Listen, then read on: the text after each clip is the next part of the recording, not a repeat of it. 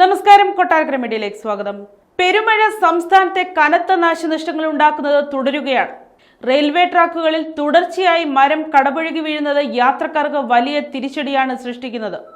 രൂക്ഷമായ മഴയും കാറ്റും തുടരുന്നത് മൂലം സംസ്ഥാനത്ത് ട്രെയിനുകൾ വൈകി ഓടുകയാണ്.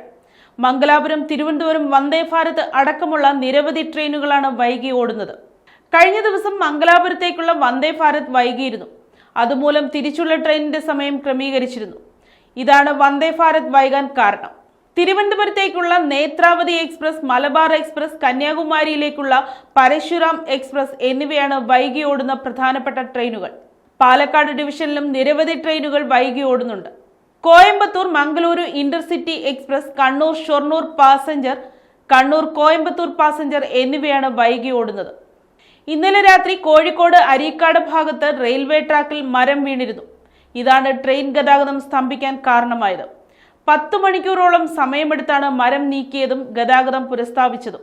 ഇന്നലെ രാത്രി 7 മണിയോടെയാണ് മാത്തോട്ടം അരീക്കാട് ഭാഗത്തേക്കുള്ള ട്രാക്കിലേക്ക് 3 മരങ്ങൾ വന്ന് വീണ് ഗതാഗതം തടസ്സപ്പെട്ടത്.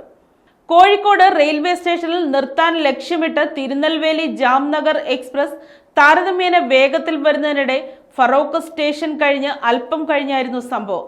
ലോക്കോ പൈലറ്റിന്റെ അവസരോചിതമായ ഇടപെടൽ ട്രെയിൻ ഉടൻ നിർത്തിയതോടെയാണ് വലിയ അപകടം ഒഴിവായത്.